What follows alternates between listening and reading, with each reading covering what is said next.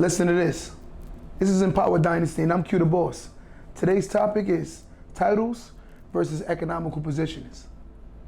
See, the problem is most people feel like their titles can outweigh their economical position.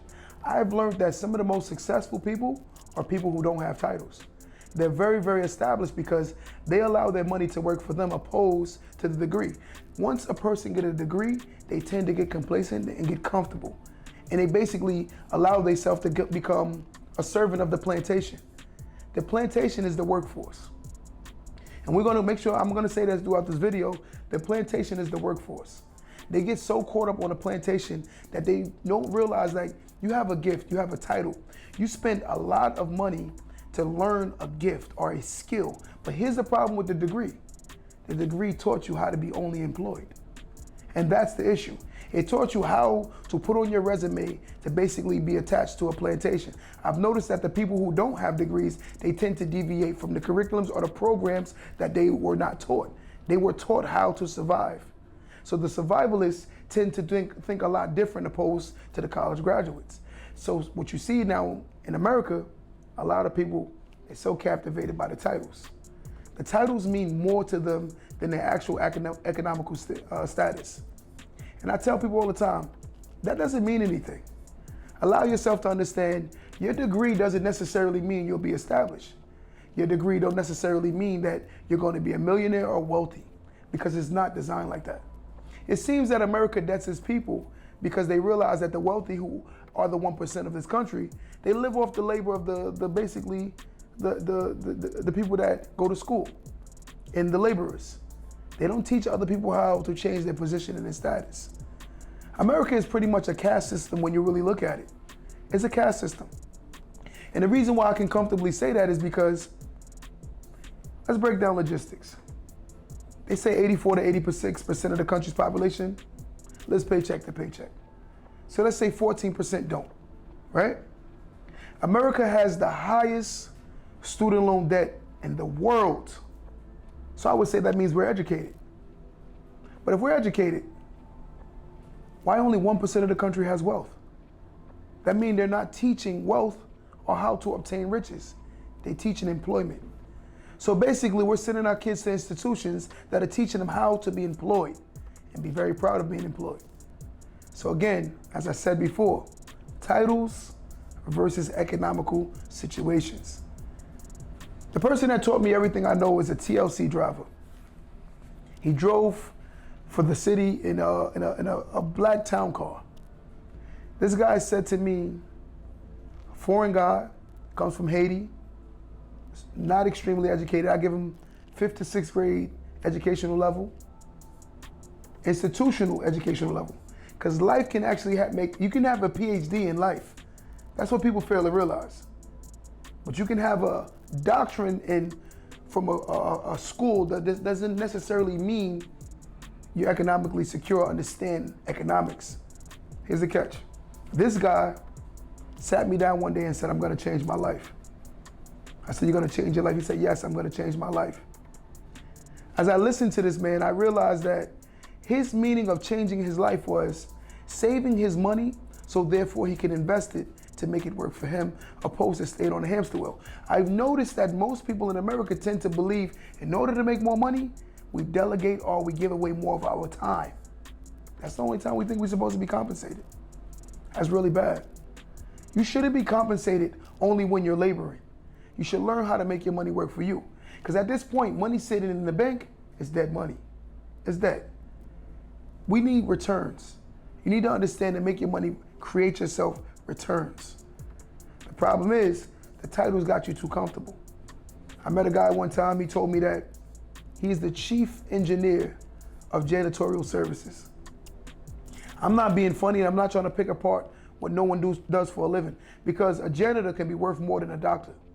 Just so you know this, and this is proven fact. An Uber driver can be in a better position than a college graduate.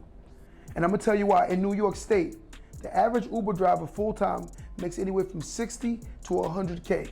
The average college graduate makes anywhere from 40 to 50,000. See, the reason why I say the Uber driver can be in a better position is because the Uber driver don't have debt. See what I'm trying to get at? And when you look at it, him having a car and him driving as an Uber driver, his car is technically considered an asset because it's running his business, which is an Uber driver. But if you take a college graduate, he has student loan debt, he has car debt, he has a job that's paying him $40,000 to $50,000 a year. Let's break down the $100,000 a year salary.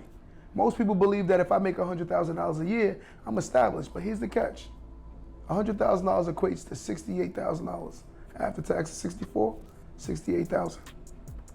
Think about what I'm saying. Average mortgage in New York State is $4,000. That's $48,000 a year that you're paying to live somewhere. I mean, you have $20,000 left. If we sat down and break down the statistical numbers, you take a car note, you take a cell phone bill, you take your student loans, you take your relationships, you take your gas, you take just your cost of living, vacations. When you really break down that $20,000, it is technically designed for you to still be in debt. Some people die in debt for the rest of their lives because they allow their titles to make them feel like they're more significant. Don't worry about the title. If you're making more money and you have a title, which is a great thing, let's not misconstrue this video as me dissing college graduates. Let's not do that, because that's not what I'm getting at. My point is allowing you to understand that your title means you make more money, so therefore your money should be used to basically buy back your freedom. And that's what this conversation is about. It's not about me telling you, oh, a person with a degree or a person without a degree is better or not better. A person with a plan is better, whether it's a degree or whether it's not a degree. Because I met people with degrees who had a plan.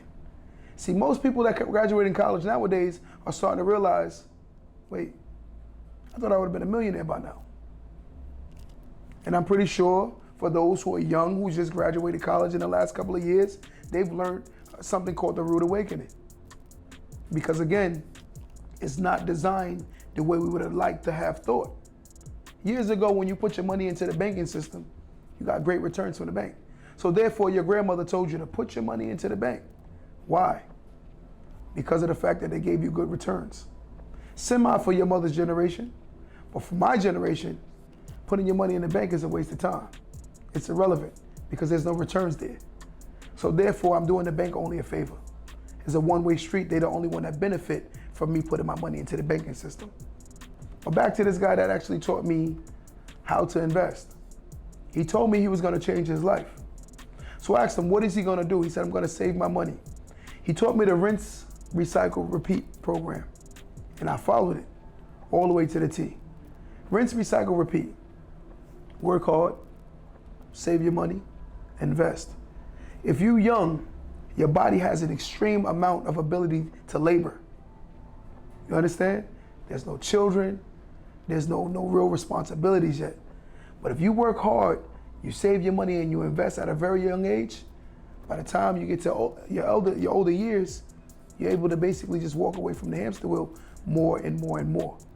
But the problem is they don't teach these things. You know, a lot of us want to enjoy our youth. By enjoying your youth, you're actually programming yourself to have to work harder in your later days. So the reality is either A, I work hard when I'm young, or B, I work harder when I'm older.